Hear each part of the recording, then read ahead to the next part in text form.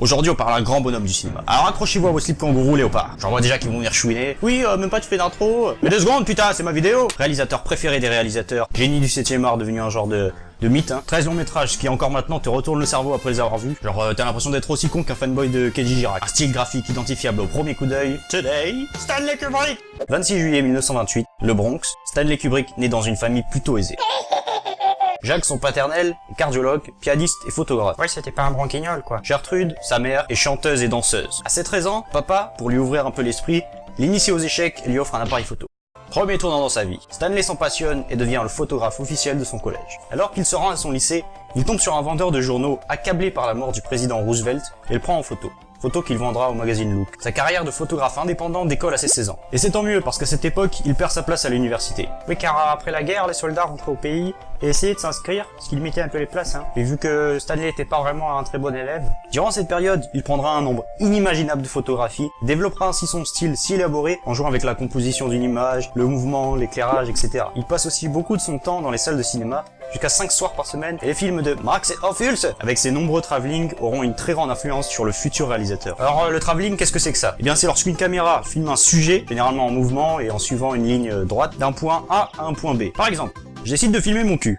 Ça devient le sujet. Je le filme en train de se déplacer de droite à gauche. C'est un travelling horizontal. En 1947, il se marie avec Toba Metz, sa première femme, mais pas la dernière. Le couple s'installe au Greenwich Village. Kubrick a 22 ans lorsqu'il décide de changer de carrière pour devenir réalisateur. Deuxième virage à 360. Il commence par réaliser un faux documentaire sur la vie du boxeur Walter Cartier, en le suivant pendant une journée. Oui, parce que j'ai pas précisé, mais c'est un grand passionné de boxe. Mais malheureusement, on n'en retirera que 100 $ de bénéfices. Il enchaîne ensuite avec Floyd Padre. Il reprend la même sauce, mais cette fois-ci, c'est centré sur le missionnaire Fred Stradmuller. Kubrick prend l'habitude de s'occuper de tout. Mais alors, vraiment tout, hein. Genre, tu venais l'aider pour un truc, il te répondait « Va te faire reculer, c'est mon film !» La lumière, le son, le montage, la réalisation, une habitude qu'il suivra toute sa vie. Un an après, il divorce de Thomas Metz. Mais on s'en fout, en fait. En 1953, Kubrick réalise son premier film, Fear and Desire, mais c'est un peu beaucoup la dèche, et il est obligé d'emprunter 9 000 $ à sa famille. Sachant qu'il en dépensera plus de 30 000, je vous laisse imaginer la galère. Il met aussi tous les vendredis son équipe au chômage technique pour aller toucher ses allocs. Avec les années, Stanley reniera un peu son film, hein, et il dira même qu'il en a honte et il le retirera de la circulation.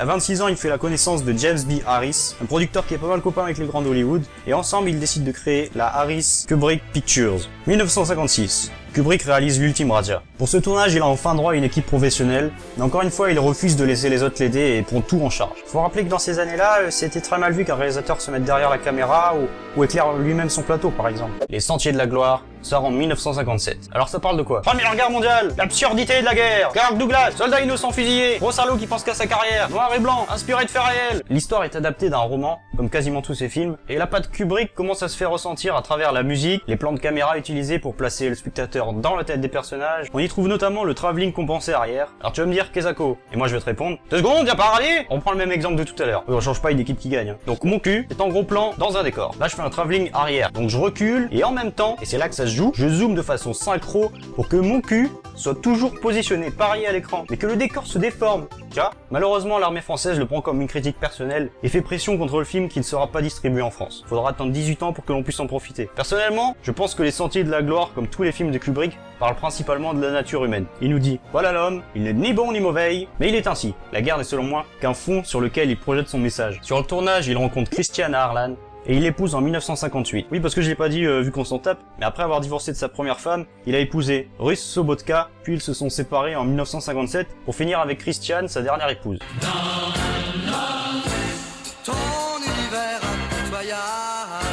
Après ce film, Stanley commence à être dans les petits papiers des producteurs d'Hollywood, mais pourtant on lui refuse ces 2 scénarios qu'il a écrits. À la place, la MGM lui propose de bosser avec le saint patron de tous les acteurs, Marlon Brando. Les 2 hommes finissent par se fâcher. Il faut dire que Brando était pas facile, hein. Et Kubrick quitte le projet. À la place, Kirk Douglas l'invite à finir le tournage sur lequel il travaille, Spartacus. Un petit résumé: Gladiateur, film en couleur, conflit, histoire vraie, conflit, 4 Oscars, conflit. Le film est un succès commercial et critique, ça veut dire qu'il a plu aux journalistes et au public, mais laissera un goût dégueulasse dans la bouche du réalisateur. En effet, sur le tournage, Kirk Douglas, via son statut de producteur et de célébrité, prend toutes les décisions. Stanley se sent écrasé et ne sera jamais satisfait du résultat final. Et beaucoup considèrent qu'il ne fait pas partie de sa filmographie. 1962, 2 choses importantes. Il réalise Lolita en Angleterre et s'y installe. Au départ juste pour le tournage, mais il décidera d'y rester. Alors Lolita c'est quoi? James Mason, une ado de 14 ans, un bouquin porno, des puritains en colère, de la censure, des journalistes qui savent pas quoi écrire. Oui, je garde ce modèle là parce que ça me fait chier de lire tout le résumé. Le film parle d'une romance pédophile entre un homme d'âge mûr et une jeune fille de 15 ans. Il a dû faire un carton en Normandie. Après son métrage, Kubrick se sépare d'Harris et produira ses films seul. Moi je suis pas un grand fan de ce film, mais il faut rappeler qu'à cette époque, les USA étaient encore très prudes et ça a eu l'effet d'une bombe, d'où les censures qu'il a reçues. En 1964, troisième grand virage pour le réalisateur. Kubrick devient Kubrick. Il réalise Docteur Folamour ou Comment j'ai appris à cesser de m'inquiéter et à aimer la bombe. Bon, j'avoue un peu long comme titre. Hein. On y trouve presque tout ce qui caractérise un film de Kubrick. J'en profite pour parler du jeu des acteurs, car à partir de maintenant, ce sera récurrent. Comme le produit vaisselle. On peut trouver deux types de protagonistes dans ces films, que j'appellerai l'éponge et le bouffon. Le premier sera joué généralement par un acteur, actrice, plutôt beau gosse, avec un jeu très en retrait, voire presque fade, hein. Tandis que le second sera volontairement dans l'excès, à surjouer de façon agaçante, théâtrale quoi. Gardez bien ça en tête lorsque vous visionnez un Kubrick, et même pour la suite de la vidéo d'ailleurs. Docteur Folamour traite bien évidemment de la guerre atomique. Tout dans le film est complètement loufoque et décalé, que ce soit Peter Sellers et ses trois rôles opposés. Cette scène... Sir, I have a plan. Monsieur has unlocked. Ou bien le dénouement final. Un chef-d'œuvre impossible à classer dans un genre, qui reçoit à sa sortie 4 Oscars. Petite musique pour présenter le prochain film.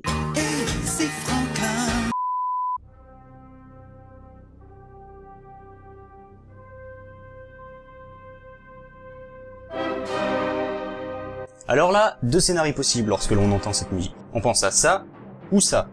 2001, l'Odyssée de l'espace est sorti en 1968, après 5 ans de développement. Aujourd'hui encore, il reste l'un des films les plus mystérieux de l'histoire du cinéma. Pour faire simple, il traite de l'évolution, la place de l'homme dans l'univers et son rapport avec l'outil, et une quantité d'autres choses. Du moins dans ses premières parties, car après, eh bien, comme beaucoup de personnes, je me suis perdu. Et qu'il n'y en ait pas qui me disent ouais, moi je sais c'est quoi la fin, le bébé cosmique et tout ça, là. Non, tu sais pas. Tout simplement parce que Kubrick faisait exprès de te laisser dans l'ignorance. Il disait que chacun devait laisser libre cours à son imagination. J'en suis même venu à me demander si lui-même savait ce que voulaient dire ses fins. Et personnellement, c'est ce que j'aime. On me tient pas par la main, y a pas de gentil ni de méchant. Et puis sérieusement, même aujourd'hui, on en prend plein les yeux. Et les oreilles, car c'est à partir de ce film qu'il se met à adapter les images aux musiques. Faut pas oublier qu'à cette époque, la tendance, c'était ça.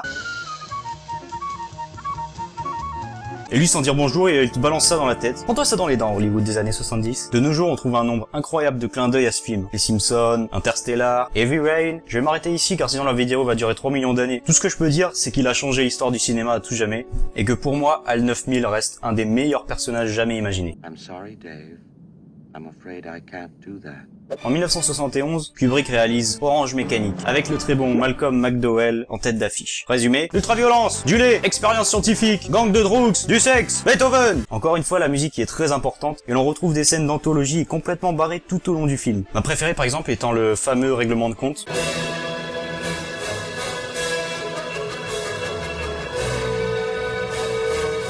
Ou le moment où il se rend chez la dame au chat et qui se met à jouer avec une sculpture de Zizi en équilibre. Et la dame au chat lui dit Leave that alone, don't touch it. It's a very important work of art. Prends-toi ça dans les dents, art contemporain. Tout comme 2001, on peut trouver de nombreux clins d'œil dans la culture populaire. Ce film inspirera malheureusement plusieurs gangs dans Londres à commettre des crimes et Stanley recevra plusieurs menaces de mort écrites. Il décidera de faire retirer le film pour sa sécurité et celle de sa famille. Personnellement, c'est un de mes films favoris, toutes catégories confondues, mais pas mon préféré de la filmographie Kubrick. Mon préféré étant Barry Lyndon. Tu la sens, ma grosse transition. Le film sort en 1975 et sincèrement, j'aime tout dans ce film. Les acteurs, les musiques, les costumes, les belles gonzesses et surtout l'éclairage. Kubrick décide de n'utiliser que des bougies lors du tournage, ce qui donne à chaque scène des allures de tableau. À l'instar de 2001, tu peux faire un arrêt sur image à n'importe quel moment du film et en prendre plein la tronche. Et je m'en fous de ce que disent les critiques, hein. Il a beau être long, il est loin d'être chiant. On arrive maintenant au sujet qui fâche. Eh ben c'est pas trop tôt. The Shining, sorti en 1980. Comme beaucoup le savent, le film est adapté d'un roman de Stephen King. Si vous savez pas qui c'est, je vous invite à boucher votre nez et votre bouche et à vous laisser mourir.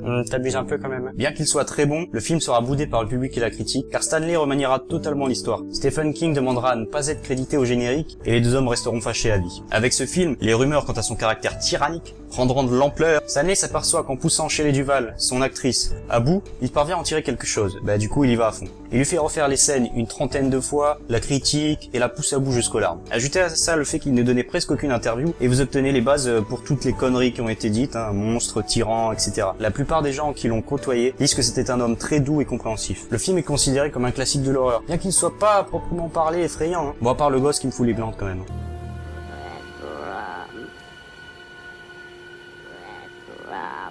Sa vraie force réside dans le fait qu'il suggère plus qu'il ne montre. Mauvais exemple. Il faut aussi noter l'utilisation du Steadicam. Alors c'est quoi? Eh bien c'est un équipement qui permet de porter la caméra sans tremblement et offre des prises de vue très fluides, comme celle-là.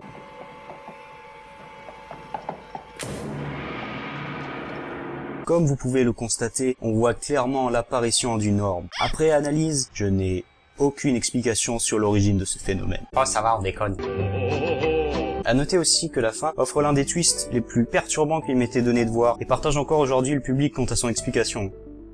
Mais je vous laisse découvrir ça par vous-même. Il faut aussi savoir que c'est à cette période que sa fille sera prise au piège dans la fameuse secte appelée la Scientologie et que malheureusement il ne la reverra plus. C'est aussi cet événement qui contribuera aux théories comme quoi Stanley aurait caché des indices dans ses films pour dénoncer les sociétés secrètes, ou encore que l'alunissage américain serait une mise en scène, et puis bien d'autres choses. Mais je vais pas continuer là-dessus, si ça vous intéresse, vous pouvez trouver tout votre bonheur sur internet. On passe à présent au film qui m'a le moins marqué. Me demandez pas pourquoi, j'ai pas vraiment d'explication. Full Metal Jacket. Tout comme Shining, Kubrick détournera complètement l'esprit du livre pour en faire quelque chose de très personnel. Cependant, il se rapproche beaucoup plus d'Orange Mécanique, notamment par ses personnages. On a encore une fois droit à des scènes mémorables comme Did your parents have any children that lived? Sir, yes, sir. I bet they regret that. You're so ugly you could be a modern art masterpiece. ou encore lorsque le sergent Hartman parle de ce qu'un bon soldat devrait être et qui se met à citer des tireurs d'élite qui ont fait un carnage dans les villes américaines. Des tueurs de masse quoi. Prends-toi ça dans les dents, armée américaine. Mais ma préférée ça reste quand même celle-ci.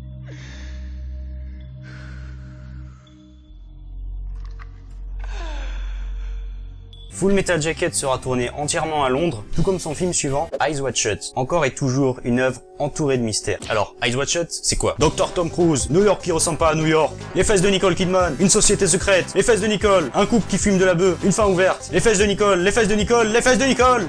Eyes Wide Shut, c'est avant tout une esthétique à couper le souffle. Pour ma part, je retiendrai toute ma vie cette fameuse scène où une société secrète réalise une réunion / orgie masquée. Jamais je ne me suis senti plus ailleurs entre rêve et réalité qu'en visionnant cette scène. Les masques, les danses, les chants, tout est gravé dans ma mémoire. J'ai beau voir et revoir cette scène, j'ai toujours l'impression de manquer quelque chose ou de découvrir de nouvelles choses.